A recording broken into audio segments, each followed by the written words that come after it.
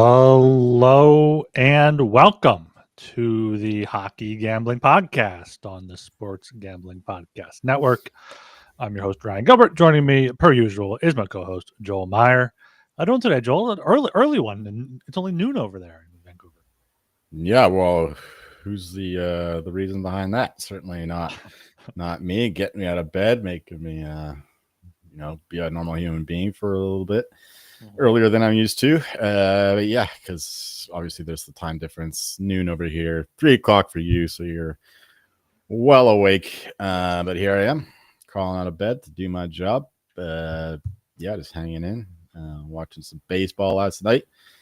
I passed out, I think, before the end of the Dodgers game, but thankfully they did end up covering the run line. Looking forward to Sox Yankees tonight. Nice, yeah. The Dodgers went down early against the Reds, but they came back. But the Dodgers bullpen also sucks, so should be a good NLDS now starting on Saturday between the Dodgers and Phillies. There, we got 5 more teams to get through. 3 more teams today: the Stars, Maple Leafs, and the Vegas Golden Knights. So three pretty good teams to talk about here. You guys know what to do. Make sure you subscribe, like, and comment on YouTube. Rate 5-star review on Apple Podcasts and Spotify. And if you're joining us live, make sure you join us in the chat here. We got a great introduction here from Catfish Dilly with hashtag Ryan sucks. So get that hashtag going there. Maybe. Where did that come from? I have no idea. I don't know where is that coming from. But let's just. I mean, nothing really happened. We recorded less than 24 hours ago. A few contracts signed today. Jackson Lacombe in Anaheim. Nico Mikkola, 8 years, pretty long for him, but $5 million. He's fine. Florida locking him up. Don't really think anything worth talking about. What did Lacombe get? 8x9, I think. Yeah, so same as Luke Hughes. It's a bit risky, but he was elite. He really broke through towards the end of last year. So they're laying the dice, but rolling the dice rather. But those are the kind of contracts that when they work out, they are the backbone behind a contending team. You know, all these elite teams that win, they have at least a couple of those contracts that are where a guy is well underpaid. Yeah, especially with the cap going up so much, that $9 million, if he stays on that trajectory, is going to look like a steal in a few years as the Ducks look to turn things around starting this season. Let's just get right into things here, starting with the Dallas Stars. Last season, they finished second in the Central, 106 points. Their over-under was 103.5. Got past the Avs in 7. Talked about that a bit yesterday. Got past the Jets in 6. And then lost in 5 to the Oilers in the Western Conference Final. So another season where the Stars look like one of the best teams going into the playoffs throughout the year, and then just come up short in the conference final once again to Edmonton. Right, yeah, Edmonton just a better team as they proved in that series.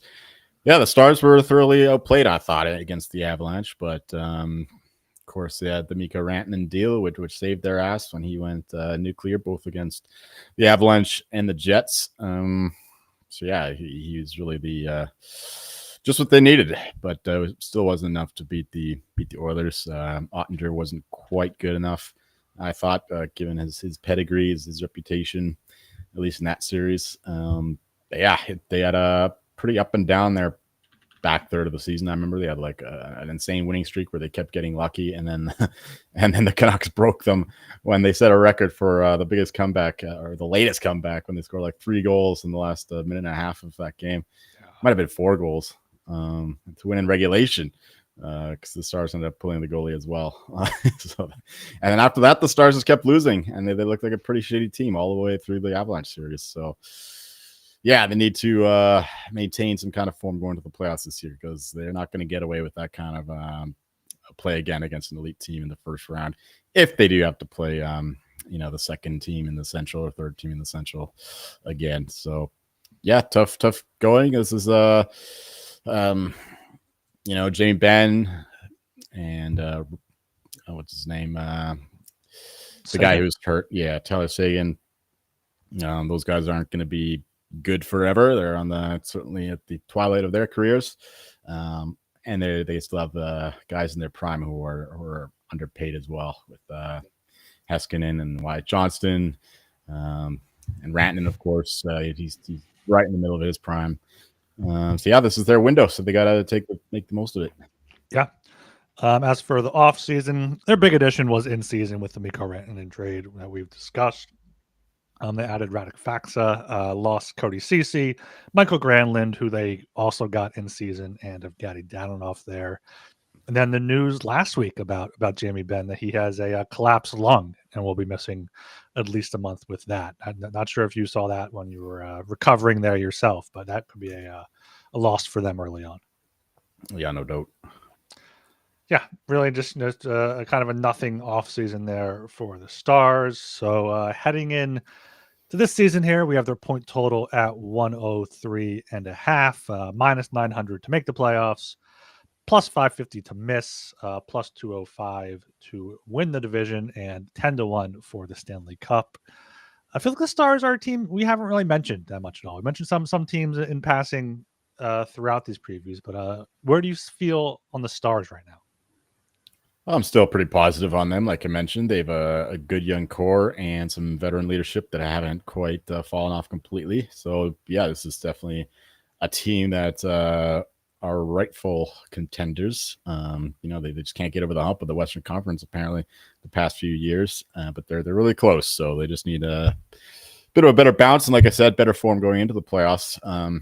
And some more consistent goaltending. I think Ottinger is still a elite goalie, but he's been up and down in the playoffs as well. So those are the things holding them back. But yeah, this is our old guy Ken Barkley.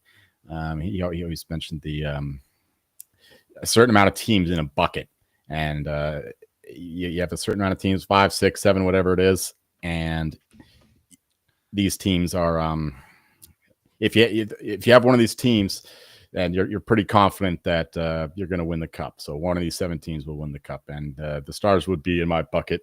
There's probably just 5 or 6 of them for myself right now, and yeah, it's just a very strong team. Like I mentioned, Radek Faxa, they re-added him. They lost him for it was just like what 2-3 years. Yeah. Matt Duchene down the middle. That he's been really good as a Star. Another guy who's at the back end of his career. But yeah, still provides a lot of value. He's a great playoff performer. And yeah, this team is loaded. Maverick Bourque, another year under his belt. Just showed a lot of promise. Wyatt Johnson, you know my feelings about him. An elite goal scorer, especially in the playoffs a couple years ago. And yeah, this is a team that's loaded. The defense as well with Miro Heiskanen, one of the best in the league. And Thomas Harley, who really came out last year, especially at the Four Nations, and just carried it forward into his club team. And yeah, Esa Lindell, very solid. The backside, Leon Bichelle, that's another young guy coming up. Ilya Lyubushkin, solid hitter. Yeah, really like that third pairing. First pairing is elite. Second pairing, very good. This is a very deep team. Probably the deepest in the league if you discount the Panthers. And they have a very good goalie as well. So yeah, they just need that top end talent to perform in the playoffs, and then they're right there. Yeah, I mean, really not much to add there. You went through it all. This is one of the teams that can win the cup. You look at their lines and you're like, oh, they're missing Jamie Benn. Like that's gonna be more of just like a leadership loss for them, I think, early on. He'll come back, slot in, maybe on the third line for Faxa there, but yeah, Wyatt Johnson on the third line. You know that's a deep team there. We'll see what happens this season with Jason Robertson. He's been, kind of in trade rumors here and there. I think he's in the last year of his deal before becoming an RFA. So maybe they move him out in a big deal at the deadline, depending on what they need. And yeah, as we scroll down there to the defense, that's a great that's like a defense that almost rivals like the Golden Knights. Like that's 3 really solid pairs there that can do their jobs. Heiskanen and Harley on different pairs, and then that shutdown pair on the third there with Bichelle and Lyubushkin, and Ottinger and net. I mean, they're a team that their ceiling is Stanley Cup champion. Absolutely. You notice on the right side of the screen there, Daily Faceoff, Gold Knights. Jack Eichel is a Hart Trophy dark horse in 2025-26. We'll get to them soon. Yeah. All right. Yeah, we do. We are talking about them tonight. Yeah. So anything else here? Just want to get into more into the odds. Any player awards worth looking at? We don't have Archer in the chat to shout out anything. the I don't You know, know, Jason Robertson, if he can go off with the Rocket Richard, but his odds are probably too low now. I remember he's like 101 last year, or the year before. Probably shorter than that. are you doing your annual donation to the Wyatt Johnston for Rocket Richard Fund? I think his odds are lower too. I haven't really looked at that. I just bet Jack Um, Eichel. Wyatt Johnston 75 to 1, Ooh, Robertson 100 to 1 in okay, so still the pretty good. Rocket Richard there. I don't hate those. Yes, that's not bad. But now they have Rant in there. He's going to soak up a lot of those goals. So That's true. Can any of those guys? I don't think any of them can get the Hart though. Really, they're too spread out. Miko is 75 to 1. I mean, he was the runaway Conn Smythe favorite if the Stars were gonna win the cup, or even he might have won it in a losing effort if he kept up his pace there. So 75 to 1 for him, especially if the Stars win the division. If he's a big part of that, that could be a worthy long shot bet for any Stars fans out there. Yeah, it's nothing to say about the player awards really.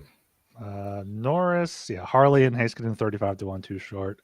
Vesna's interesting, but 15 to 1, that's not good enough for the Jake Ottinger there. So that's pretty much it. Maybe a long shot Hart or Rocket Richard on Miko or Jason Robertson or what have you there. Right. But the odds like I said, the last show, I think it was the last show, Avalanche and the Stars, I think, are the rightful two favorites to win the division. It's really just pick your horse. I think the Avalanche should be a little bit shorter, but nothing that I bet there. But the points, I think that both teams are going to be in the mid to upper 10s, whatever you want to say that, 105 to 110, something like that. So I would take the over on the points here for the show bet. But if you don't hate locking up your money forever, the cup 10 to 1 is not the worst bet you could make either. Yes, you're taking the over 103.5 there at minus 115. Yes. How many units on that? 3. You got 3 units on that one. I might go with the same bet there. I was trying to see 110 points is plus 220, and at that price, probably just take the division plus 205. Do I have? I took the Avs to win the Central, so I can't take the Stars to win the Central. I'll be boring and take the same bet. I don't want to do 3. I don't want to do the same exact amount of units. So. 3.15. I'll go. I'm just deciding between 4 and 2, and I feel like I'm more confident in that than I am less confident. So I'll go 4 units. I'll go a little bit bigger there on the Stars. Perfect. Okay, we are brought to you by mybookie.ag. MyBookie is your place to bet on football and everything else. Their prop builder is second to none. Their motto is bet on anything, anywhere, anytime. Easy deposit and lightning fast payouts using crypto. Head to mybookie.ag. Promo code SGPN for a bonus, 100% bonus, bet back bonus up to $500 for new customers. That's mybookie.ag. Promo code SGPN. And we're brought to you by Novig. Novig is America's #1 sports prediction market. Since Novig is an exchange, you're getting some of the best prices in the market. Novig is available in 35 plus states. Download the Novig app and get $50 when you spend $5 if you use promo code SGPN. Get in on the action with Novig, promo code SGPN.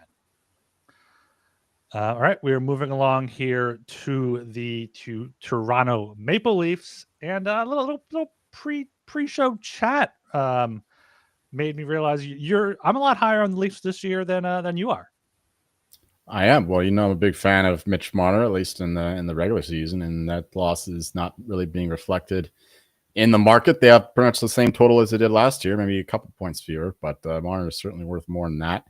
I know they made a couple nice additions to, provide some more depth than they had last year, but there's no replacing a top 10 player in the league in Mitch Marner, so this team is going to be weaker. Of course, the big wild card would be Austin Matthews, who certainly underperformed last year. He was in and out of the lineup with some mysterious injuries. Some say back, some say wrist. He ended up going to Germany. He must have gone to Turkey as well. The Matthews, he's the wild card. If he can get back to 60 goal scorer, then sure the Leafs will exceed this and might win the division. But he also did that with the help of Mitch Marner. So yeah, I don't see that happening. So let's go over last season first before we get into the bet. I mean, more of the same. You're the one who brought up the odds. I know. I did that poorly there. But yeah, more of the same kind of last year for the Leafs. Great regular season. Did finally get past the first round, but really only because they won the Atlantic and matched up with the Senators in the first round. Beat them. Almost spoiled that. Beat them in 6 there. Of course, lost to the Panthers in 7, and they went up 2-0 in that series, right? I'm not just remembering 2-0. They had a lead in game 3 overtime. And the Panthers took that series in 7, but yeah, 108 points, first season under Craig Berube. He did what we thought he would, get the most out of that team during the regular season. 102.5 was their preseason over/under. And yeah, looking at last year, Mitch Marner led the team 102 points and a big golf 84 Nylander in 78 and 67 games for Matthews there. So yeah, anything to say about last season? I guess Stolarz was kind of the big story there too. A 926 save percentage. Probably would have won the Vezina if he was more of a number 1 rather than a tandem. Right. Well, he got hurt too, I think, towards the end of the year. Mm-hmm. So our concerns about him were warranted. He's never been a full-time starter, and that's what can happen to some guys who are not used to such a workload. And yeah, so he was elite when he was playing, but you can't exactly count him. It's a good thing they have a very good backup in Joseph Woll, although I understand that he left for some personal reasons or something. I don't know what's going on there. So these goalies, man, they're all fucked in the head. It's always the goalies who leave for these all-five concerns. But anyway, yeah, last season it was just another Maple Leaf season. They had a chance to go 3-2 in the series at home. Place is buzzing, and they laid an absolute egg. One of the worst games you'll ever see. Panthers just absolutely dominated them, especially in the second period, if I remember correctly. Total no-show by the Leafs in Game 5. And then they go down and play much better to preserve the series in Florida in Game 6, and then come back home. And guess what they do? Lay another egg. Just absolute no-show. Terrible performance once more. And the Panthers won that game easily. So that was... There were jerseys thrown on the ice. Marner was getting attacked both during and after the game. He had to call police to his house, if I remember correctly. So jerseys thrown on the ice during play, when like players that like people make like a danger to the players. Just they didn't even wait for the end or for stop it. Just get it on the ice there. Right. So yeah, just you could say the same thing about every Leaf season. They're promised. They're different. They have a new coach now. And yeah, no, it's the same old shit. And once they meet a serious opponent, they do what they do. They choke. Being up 2-0 in the series, looking really good, and then just totally disappear after that. So yeah, same old Leafs. And regular season was good enough. They won the division, of course. They haven't done that in forever.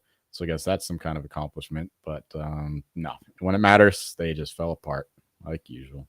Yeah, and I think a big difference in that series was Stolarz getting knocked out in Game 1 by Sam Bennett. But I don't know if he would have made it enough for the Leafs to hold on and win that one. It was the players. No, yeah, it was players.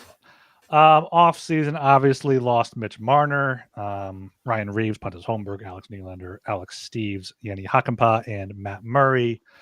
Brought in Nicholas Waugh, Matthias Michelli, Michael Pezzetta, Vinny Lettieri, Travis Boyd, and Henry Thrun. So, not enough to replace Mitch Marner. I mean, like maybe a fourth liner or two in that group, but just a bad offseason for the Leafs. That's all you can say about it.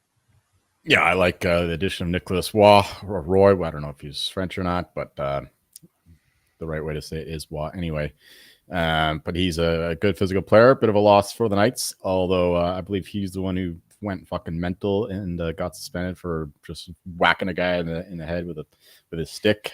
I don't know where that was a 5-minute major, I'm pretty sure, in overtime. If I remember correctly, the Knights ended up killing it, but then lost anyway. I could be wrong.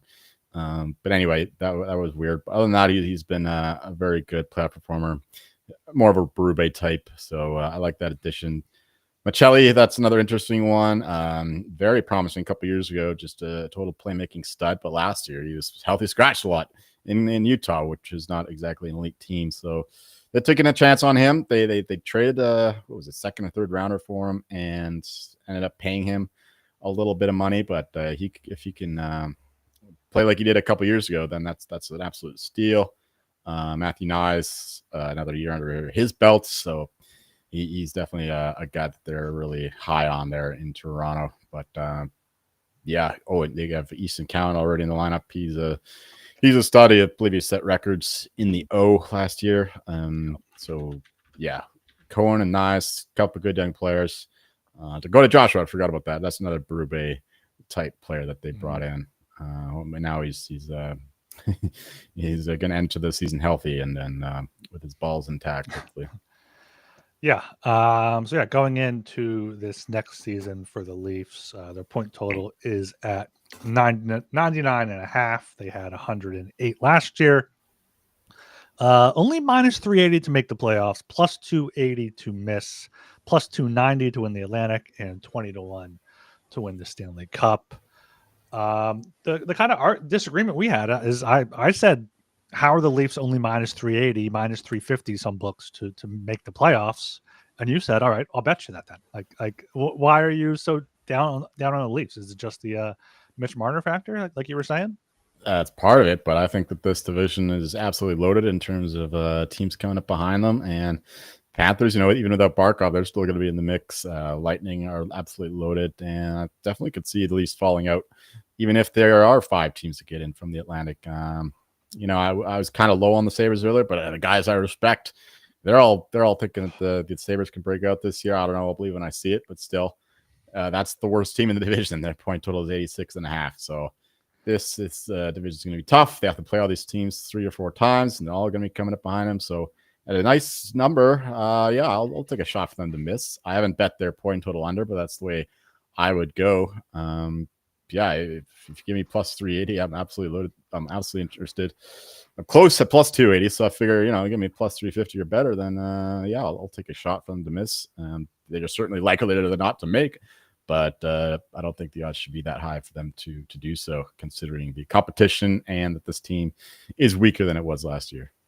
Yeah, competition is definitely tough in the Atlantic. That's why the price is so low. But I just think, the Canadians made it last year with 91 points. I just don't see the Leafs being almost 20 points worse than they were last year, unless Stolarz is hurt again and Walt isn't what he is, and the Leafs take a huge step back. But I don't believe in the Sabres. I think the Bruins have a chance, but much more likely to just be bad again. Red Wings are going to be middling, and then I think it'll be the same 5 playoff teams, but it might be a different order. Probably will be a different order. I don't think the Leafs are going to win the division, but I was wrong. The Red Wings have the lowest point total, but it's still like 83.5, and that's pretty high for Sabres is more than 83.5. Yeah, they got bet. They're up to 86.5. Oh wow, that might be a bet I have to make before the season. But yeah, it's a tough division, and the Metropolitan is soft as baby shit. Like you're just not getting 4 teams out of that division, and the third team is going to be, who knows? Like it might be the Capitals again. Maybe the Rangers make it. You don't know there. So I think it's going to be 5 teams in the Atlantic. Minus 380 make the playoffs. I think is I don't want my money tied up until April for that type of price, but maybe a parlay piece or something with a friend where you find can a friend, have a deal. Find Dom. Yeah, find Sugar Factory. And he takes all your action there. Yeah. Anything else on the Leafs before we get to the best bets? I'll go to their defense. We didn't talk at all about the defense. Oh yeah, no, we didn't talk at all about their lines. Max Domi, a decent player from the top line. Bobby McMahon coming out of nowhere. John Tavares, he's not going to have as good of a season. No, it like you said, we're saying at the top of the Leafs section, it comes down to Austin Matthews bouncing back and this defense, being better. Not better, I don't think. Brian Carlo, having him for a whole season, I guess that's an upgrade. But Tanev, he's what, like he's 36, 37 now. He's I wouldn't say injury prone, but he does take a lot of damage. He plays a style of hockey where he gets beat up. That's what it is. Right. Morgan Riley, he's increasingly a liability. Oliver Ekman Larsson, he's not as good as he was in Florida. I don't really like this defense at all. There's no true number one guy. There's no offensive punch. Power play is increasingly tailed off year over year. That certainly won't improve now without Marner. I just don't like this defense at all. Yeah, I think Carlo will be a big improvement because looking at their defense from last year, I mean, their guy that averaged the most was Jake McCabe, Morgan Riley, OEL, Tanev, and then it was like Dakota Mermis, Simone Benoit, Connor Timmins, Phil Myers, like Hakanpää. Like getting Carlo in there is at least a solid second pair guy could be decent for them, but yeah, they have to be better than decent given the depth there. Okay, let's go to best bets for the Leafs then. I'm taking them to make the playoffs, minus 380 for my max 5 units there. Okay. I would go I guess we can go opposite here. Let's go miss the playoffs, plus 280. All right. Just do 1 unit. Right. I also like the under 99.5 for the record. Yeah, under 9.5 there is minus 115 at a DraftKings, but you might be able to shop around and get a better price there. Okay, we are brought to you by Underdog. Underdog is a great place to play fantasy pick'em, where you can win up to 500 times your entry. Simply pick higher or lower on your favorite player stats. Available for a ton of sports. Underdog's got a brand new offer for new customers. Play just $5 and get $100 in bonus funds when you sign up with promo code HGP. And Rhythm is off to a great start in college football and the NFL. They got a new leaderboard with weekly cash prizes just for tracking your bets in the app. Track 5 bets of the same type from any model you create, and you could win $1,000. Use promo code SGPN25 when you download the Rhythm app for 25% off your first month. Download Rhythm and use promo code SGPN25. I will also book anyone the Stanley Cup at 20-1. That's actually the longest odds the Leafs have had in a long time. Usually they're in the low to mid teens. But now the people are learning, I guess the books are learning, and they put them all the way up to 20-1, which is still far too short. Yeah, I don't know if the Leafs are in that Stanley Cup winnable bucket, but this next team, Vegas Golden Knights definitely are. Last year, 110 points to win the Pacific Division. Over-under was only 98.5, so really overachieved last year based on the odds makers there. Aiden Hill was solid in net, 906 save percentage. Jack Eichel leading the way, should have been a Hart Trophy candidate, finished 5th in voting there with 28 goals, 94 points. Tomas Hertl, 61 points, solid season from him. Pavel Dorofeyev coming out of nowhere with 35 goals. Barbashev, another 50-point season. Like they're just, the Golden Knights are just a pain in the ass for every team every single season. Yeah, and the fans complain about them more than anyone else, considering their success and how they've managed that success, at least partially with, especially with Mark Stone going on LTIR every year, seemingly, which enables them to add some major deadline players. So, yeah, and then once again, they've managed to fit in Mitch Marner under their cap somehow. And yeah, this team is absolutely stacked. A lot of guys in their prime. Maybe Mark Stone isn't quite the player he used to be with some serious injuries taking their toll. But the Golden Knights last year, they did they win the division? Fuck. Yeah. Yes, they did. Of course they did. Of course they did. I bet that. With the Oilers not playing quite as well. The Knights, they didn't have quite the goaltending that they're used to. Aiden Hill isn't the same guy as he was a couple years ago when they won the Cup. A few years ago now. But other than that, they're still playing elite level. The defense is pretty loaded. It looks a little weaker now that Pietrangelo totally fell off the map in the last third of last season, and especially in the playoffs. So the defense doesn't look quite as good, but they really underperformed in the playoffs, though. I was expecting better. They struggled to beat the Wild. It took some coaching brilliance from Bruce Cassidy, putting Carlson up there with Eichel to create this elite defensive line to take out Kaprizov and co. Which was absolutely rolling the first couple games. And yeah, like Dave White Duck said, they choked in the playoffs. They totally underperformed against the Oilers. Totally outplayed by them. I thought the Knights would win that series, but no, they were outclassed in every which way, even in net. And yeah, they were lucky to win a game there. I believe it was going to overtime, and they scored with like under a second left. That was their only win. So yeah, this team is just they weren't up to the challenge, but like I thought they were. I was heaviest on them in the West, and they disappointed. So, but this is a team that I expect to be right back in there, and I'm not too concerned about them going forward, as we'll see. Yeah, I forgot about that goal there. I'm pretty sure that was like an own goal too that went off. Like maybe Leon Draisaitl's skate in front or something. That was the Knights' only win. That was the Knights' final goal of the series. They got shut out 3-0 and then 1-0 in games 4 and 5. So yeah, they were beat up in the playoffs. That definitely took a toll. Mark Stone, Pietrangelo, as you mentioned there.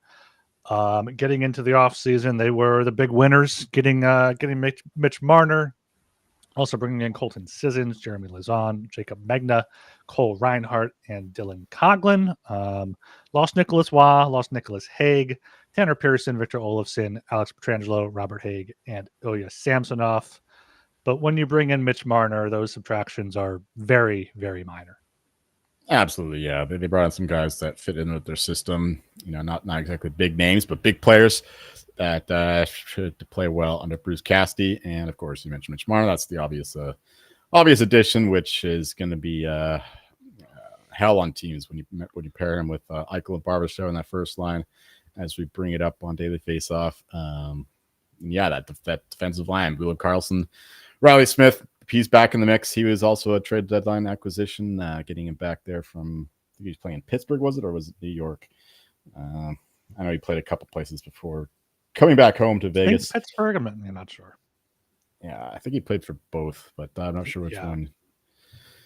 I think it was New York, actually, because he was first sent to Pittsburgh, where he was a whiny bitch. Upset that the Knights dealt him, but now he's happy again in Vegas. So I reconnected there with William Karlsson. That's been a line basically since the foundation of this new franchise. Mark Stone, another elite defensive two-way player. This team's got everything right down the middle there. Thomas Hertl, Colton Sissons now back in the mix. Pavel Dorofeyev is dropped down to the third line. I think that'll change. He'll be up and down. Elite goal scorer. He really broke out last year, getting close to 40 if I'm remembering correctly. 35, yeah, 35.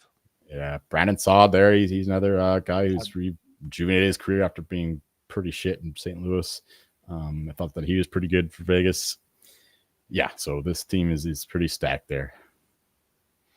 Yeah, I mean, they have a bunch of wingers that are going to be moving around. But when you have Marner, that can be locked in top line. Barbashev is a guy that fits there with Eichel as well. Like, it's just a matter of finding their combinations. And, Karlsson isn't what he once was. But, I mean, if he's the 3C and Hurdle's the 2C, they swap around. Saad was a good addition last year. Dorofeyev, Smith, Stone. Like, they have the depth there. And then on defense, they're still the Golden Knights on defense, even without Pietrangelo. They got McNabb, Theodore, Hannafin, Whitecloud, and then Lauzon and Korzak. Just want to see how that third pair does, but I mean that's a pretty solid top four as you can have without having like a true number one. Right. Yeah. Some people are saying that this defense is actually pretty weak, but I don't see that. I mean, the Shea Theodore is not a traditional elite number one, but I think he's good enough, as he proved a few years ago when they won the cup. Mix with Pietrangelo was still playing elite level back then, but still, he's a very good defenseman. And there's every possibility that they'll bring in Rasmus Anderson, who is once again, certainly going to be traded from Calgary, and apparently he only wants to go to Vegas. So we'll see if that happens. I'm sure Vegas will find a way, as they do. They always get the player they want. So, yeah, there will be an addition here on the back end. That's what I'm expecting and hoping for. But even without him, this team is still pretty good in the back end as well. Yeah, still a great depth team that we always see out of Vegas there. And in net, they have Aiden Hill and Akira Schmidt. Akira Schmidt's been able to step up at times, and they've been rumored around Carter Hart too. So if they bring him in and he can be okay there, it's just another. Yeah, I'm surprised Edmonton didn't do it. That's their kind of guy. A guy who's bad reputation or what have you, and he's from Edmonton if I remember correctly. Yeah, I think he's from Alberta. So Yeah, so I thought he was going there, but yeah, Vegas is right in the mix for him now. Yeah. Okay, so going into this next season, we have a point total of 105.5, minus 1100 to make the playoffs, plus 600 to miss, plus 165 to win the division again, and plus 850 here for the Stanley Cup. I'm sure you got a much better number on the Knights, but how would you attack them here? Yeah, I mean, I don't really bet Stanley Cup futures so early, but I knew that this number would go down once the Marner thing was official, so it was easy. Grab the 12-1, grab the division plus 250, and both prices obviously shorter now, but I still don't hate them. Definitely a team in my bucket there in the West, the Golden Knights. And I think that they should still be shorter to win the division. We've been over how we don't expect the Oilers to go all out in the regular season, saving their juice for the playoffs, especially considering they've been to back-to-back finals. So there's a lot of wear and tear on their skates, so to speak. So yeah, this team is the rightful favorite to win the division now. And the points, I think that they'll get to the upper 1-0s again, 106, 107, 108, or that's their kind of range. And yeah, the playoffs is no doubt of there, minus 1100. So yeah, very high in this team. Some award stuff too with Jack Eichel, both to win the Selke and the Hart. I think that with Marner on his line, he'll be feeding him.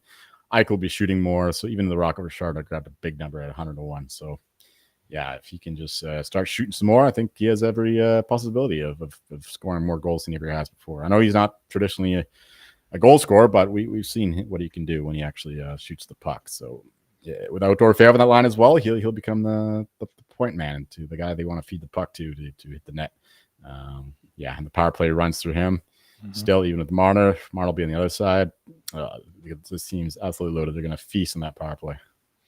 Yeah, Eichel's 100-1 for the Richard, 25-1 for the Hart there, and then the Selke is down to 9-1 here on DraftKings. So still some value there on some of those bets, but shop around on those because, yeah, like you said, Eichel is the guy on the power play, and having Marner being able to thread some passes to him, we saw how that worked for Austin Matthews. So could be a huge season for Jack Eichel. He's been having huge seasons. He just hasn't had the help to get him to the point totals where people are like, okay, he should win the Hart. So maybe we finally see that this year. Marner is an interesting Selke case as well. It could be like a Barkov-Reinhart situation though, with Eichel getting the. He's only 20. He's 20-1 though. I feel like that's too short. Maybe it's not something I bet, but I don't hate that at all. Yeah. Okay, best bets here for the Golden Knights. I'm going to take the division at plus 165. Let me make sure I don't have anyone else to win the Pacific. I do not. I will put 3 units on that then. To win the Central.